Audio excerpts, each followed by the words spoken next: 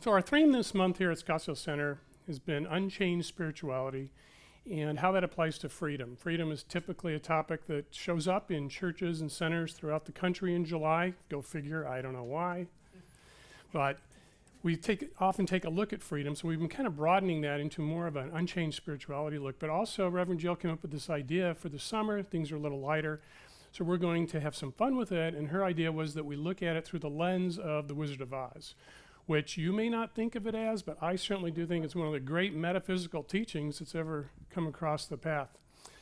Now, you may think I'm joking, but actually The Wizard of Oz and the time that New Thought grew in the country is about the same time. And if you know anything about one mind or consciousness, or certainly the unconscious collective, not a coincidence. And for me, the big symbol in The Wizard of Oz, of course, is the big wizard, the nasty wizard, and he's angry and he's demanding, and I don't know, that's Old Testament stuff to me. But I'm glad that we eventually discovered that he was just a guy behind the curtain. But I do want to recap real quick what Reverend Jill has already gone through. She, of course, covered the first 3 weeks of the month in the story. Of course, it starts out with Dorothy, and she's kind of down, and she's in Kansas, and it's black and white, it's kind of boring. And her heart's desire, she feels, is somewhere else. She's going to want to go over the rainbow and go somewhere different, somewhere where she could explore and have a different life. And of course, she finds herself thrown into this world of Oz. And if you're familiar with the hero's journey, or you might say a heroine's journey in this case, this is the typical monomyth, that Dorothy finds herself in this unique land and she's thrust into an adventure whether she wants to or not. And she has her companions on the trip, of course, Scarecrow, Lion, Tin Man, and her guardian angel, Glenda.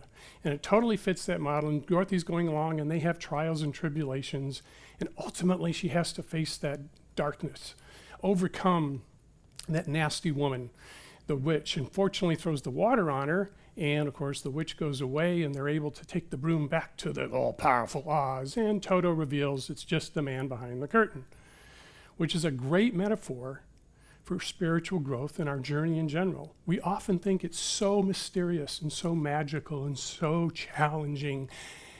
And as I hope to have you understand and realize for yourself by the end of the talk this morning, our spiritual path is really a lot simpler and straightforward than we think. Not necessarily easy, but a lot simpler. In a lot of ways, we're just revealing that simple man or woman behind the curtain. So when we last left Dorothy, the end of last week, Oz had explained to her that, hey, he was from Kansas too, and they could simply fly back to Kansas on his hot air balloon. Unfortunately for Dorothy, Toto spotted a cat, whew, jumped out of the basket. Dorothy naturally, instinctively ran to get Toto. In the confusion, the balloon starts to float away. And Dorothy is left there in that place of, oh no, I've lost my one chance. But then we start to see the pink orb come down, and as we know, if we know the story, that's Glenda. Glenda arrives and then, of course, explains to Dorothy that she had the power all along. She had to learn it for herself, but she had the power all along to go home by simply clicking her heels, and of course, Dorothy does. She goes home.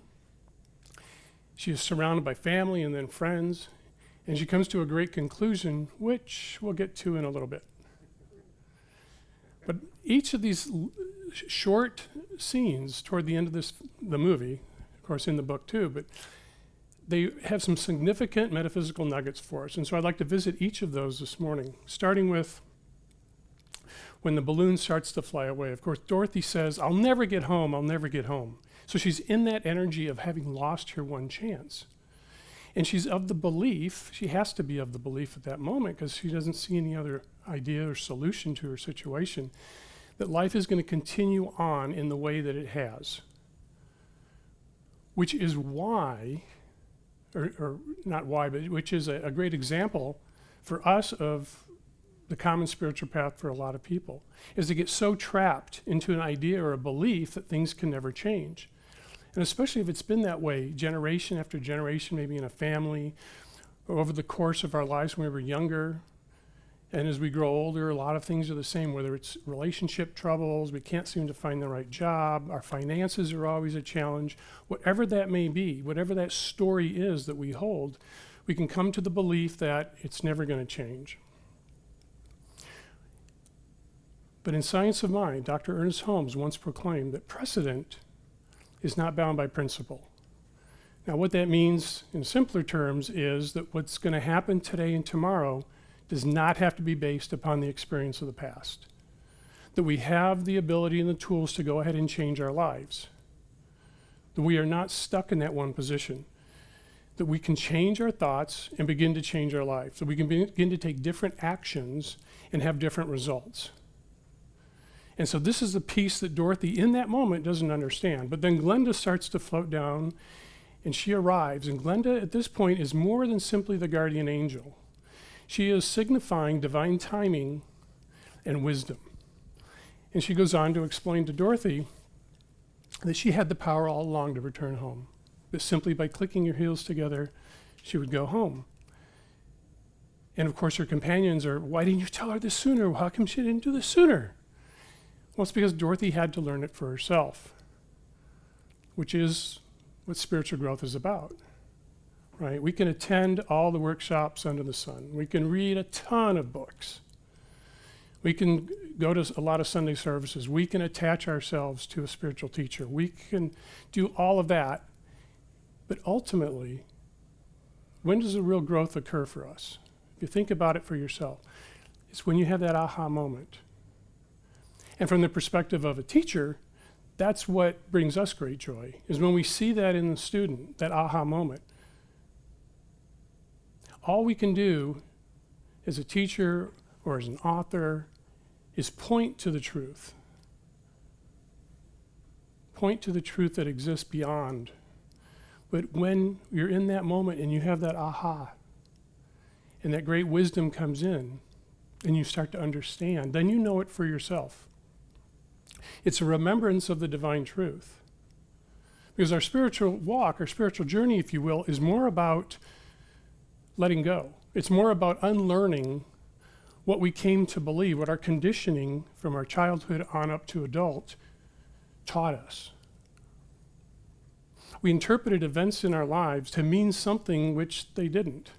Life is a lot more like The Matrix, for example, or The Land of Oz. And that there's a lot going on and a lot of things happening.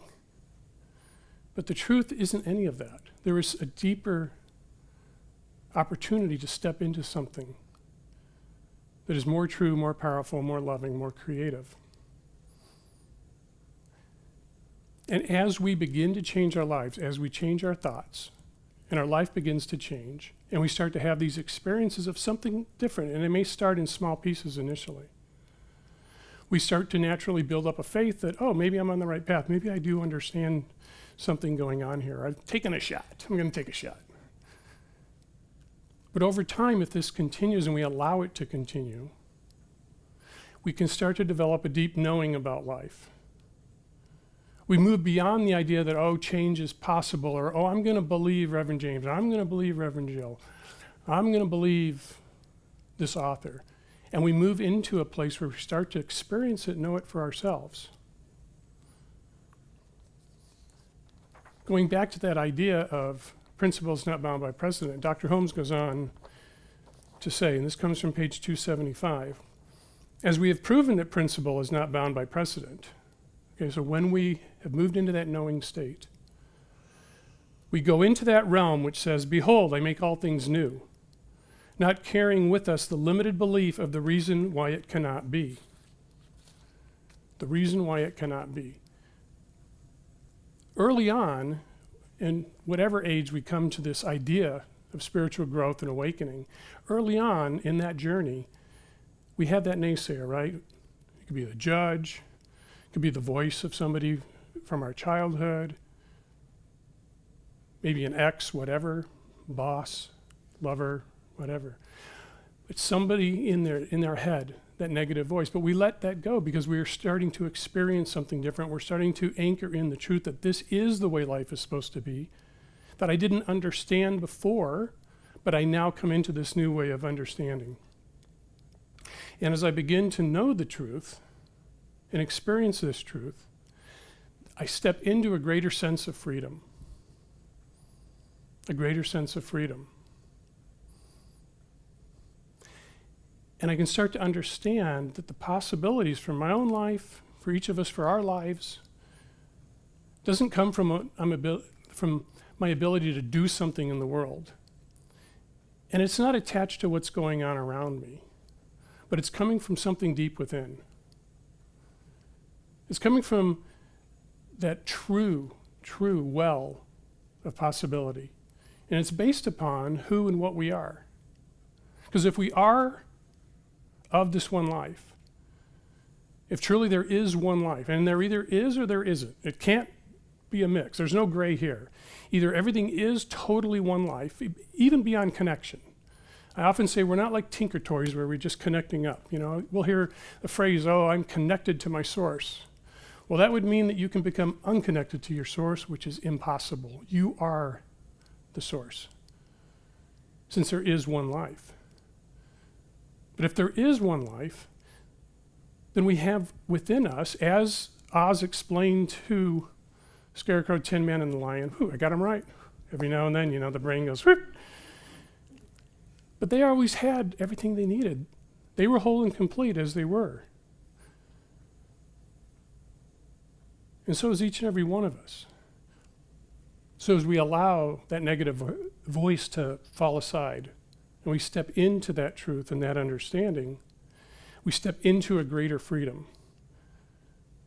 And it's really coming from our eternal home, this place of truth, this deep, deep place of truth that is within. Now, a few words about freedom. As we can start to become more free, it's natural. There's a tendency to say, I'm going to be free from this, and I want to be free from that. I want to be free from, I don't know, there's a few things going on in the world today. There's a little stress and anxiety, and we're having to live differently. And there might be a few issues for some with, I don't know, political discourse, the nature of this or that. So it's natural you'd want to be free from something. Now, I've often heard people say, I want to be free of the drama in my life, but they're not willing to put down the phone, turn off Facebook. They're not willing to turn off the news. They're not willing to say, hey, I'm not going to take that call from that person that says they're a friend, but tends to just always having a situation going on that they want to drag me into. So it's really not that hard to be free from something if we choose to do so. We make that conscious choice, we step into a different way of being, and we can certainly be free from a lot of the challenges in our life. Now, the biggie for many people is, I want to be free of suffering. And suffering is a very clear term if you maybe look at some of the Eastern tradition, the Eastern teachings, Buddhism specifically. But it's also a great umbrella term for anxiety, stress, financial difficulties. But ultimately, if I want to be free from suffering, one of the keys to that is to living and accepting what is, accepting truth. And that doesn't mean that I don't take divine action if I'm being called to express some way in the world and support a cause that I believe in. But it also means that if a relationship isn't working for me, or if I'm totally depressed in a job, it doesn't mean I have to stay in those situations, that I am free to do something different, which is different than trying to be free from something. Now, maybe I want to be free from that horrendous job and that terrible situation, but if I can turn it around, I want to be free to create a new job, create a situation where I can express my gifts, where I can bring it forth, to not only serve the world, but to just live in alignment with that truth, with that divine expression that is looking to move through and in and as, right now, in this case, something known as a James. But it's a deeper calling, it's a deeper walk. And ultimately, when Dorothy speaks of her heart's desire, that's what she was referring to. She had a desire to be free, to do something different. Yes, she was tired of the mundane life and all that was going on in Kansas, but you sense that there was something more. She longed to be over the rainbow. Something different, something cherished. So how can we shift? How can we take this deeper? So let's say that we have been in a metaphysical or specifically the science of mind teaching for a while. And we understand that our thoughts are creative, and we understand that as we do things different, life changes. But how can we move into an even deeper place of allowing that divine truth, that true nature of who we are, to begin to express out? Well, Dorothy told us, right in the movie, she tells us. After she clicked her heels and she went home and had the reunion, then she said, next time I go looking for my heart's desire, I will look in my own backyard. And our own backyard is within.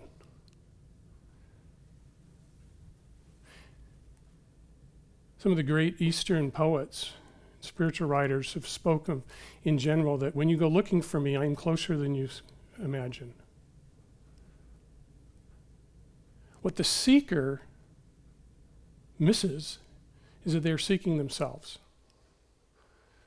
So if we're on a spiritual path and we're seeking truth, we're seeking God, we're seeking spirit, we're seeking oneness, there's a sense that it's out there somewhere else. But our own backyard is within. And it's not just our thoughts or just our ideas. And it's not just our heart. Our heart is a great guide. And if we can arrive in that place where we can live through our heart and use our mind as the tool that it's designed to be, not the place that we live all of life from and through. I mean, we can think ourselves through 40, 50, 90 years of existence and miss it. Miss the truth. Miss the opportunity. And get caught up, as Reverend Jill mentioned last week, in the shiny objects. Or if that person would just be different, and if that person could do something different, and if this person wasn't in public office, and if that company would do something different, or this agency, and always pointing outside. Not recognizing that everything in the world could stay the same. Nothing could change, and if we change within, we have a totally different perspective on life. And it goes beyond an experience. To have an experience of life, there has to be an experiencer. There has to be a self that's in here watching, doing. But again, from this deeper place of being, that one that's always back there judging, looking, can begin to dissolve away until we are that we seek. As we move, we are the love that we seek. As we move, we are the wisdom. We are the kindness. We are the compassion. We're not being compassionate. We are the compassion. We show up that way. It's a deeper, truer walk.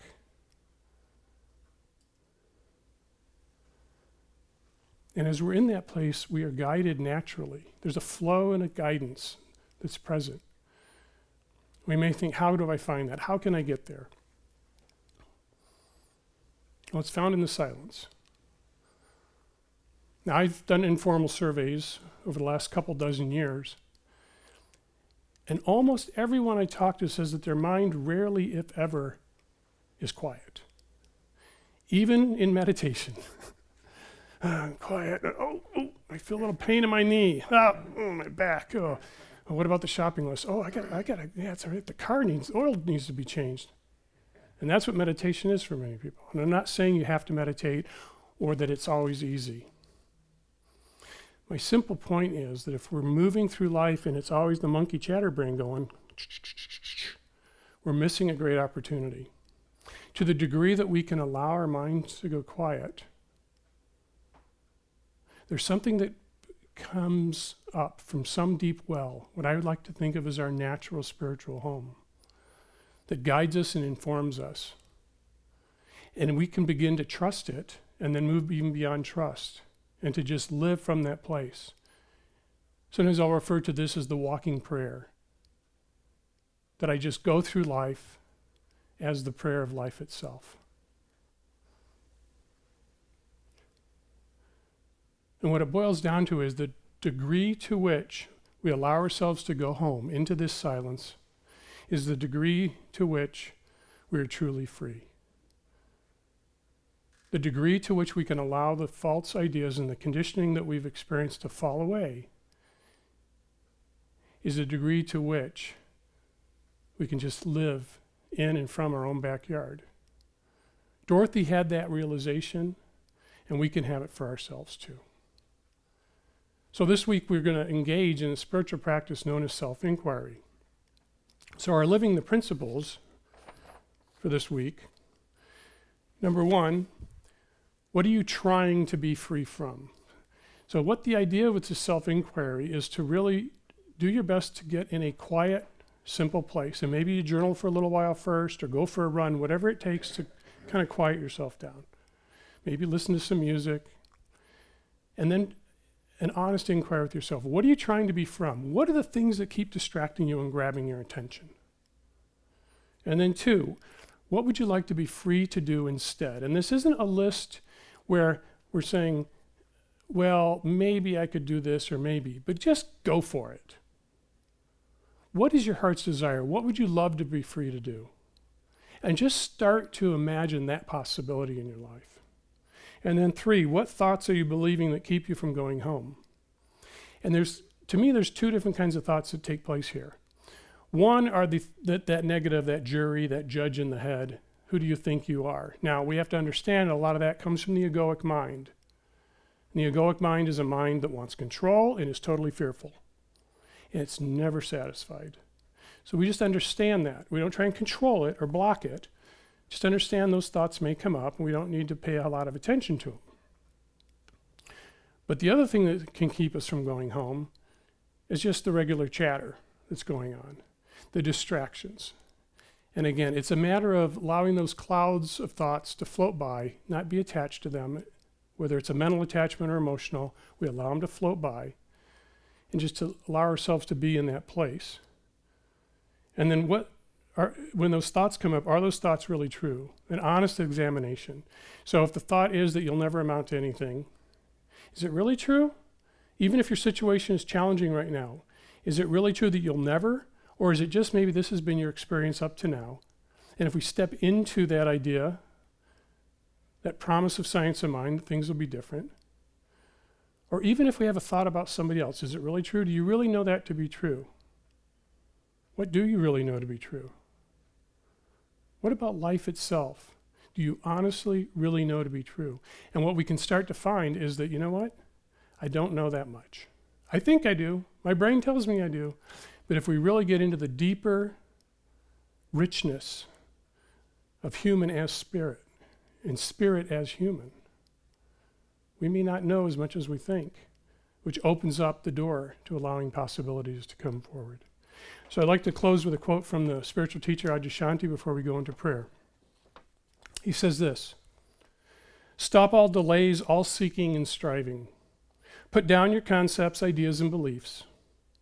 For one instant, be still and directly encounter the silent, unknown core of your being. In that instant, freedom will embrace you and reveal the awakening that you are." In that instant, freedom will embrace you and reveal the awakening that you are. Please join me in prayer. So continuing in this energy of the silent, quiet, true freedom, when we allow that presence of everything and emptiness all at once to come forward, and we recognize that this one life, and all the names that we give it, wherever we look for it or don't see it, whatever's happening externally or internally, nothing of that changes this simple truth.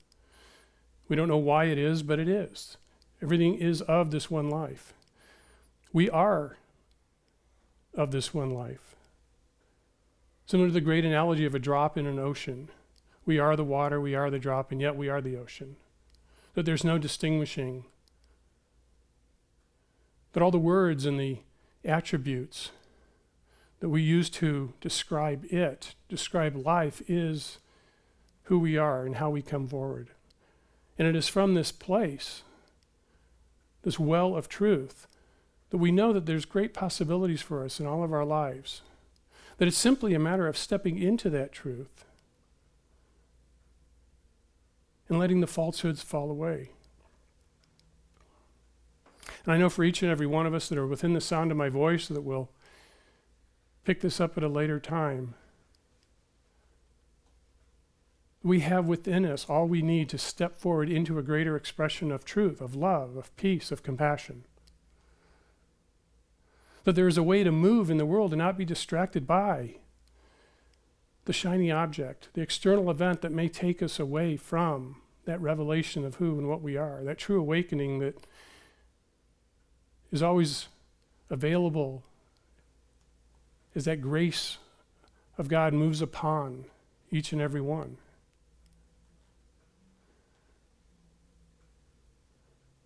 It is with gratitude and a sense of true joy that we give thanks for how life itself works.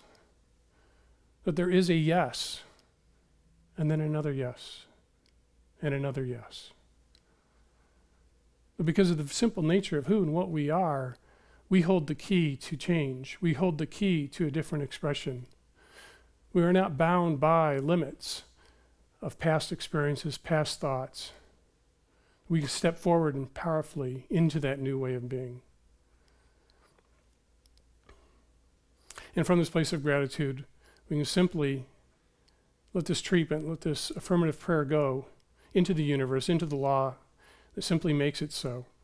We need do nothing to change anything, and we have done nothing to change anything. All we've done is recognize the truth that is always eternally present. We let it go, we let it be, and we simply proclaim together, and so it is.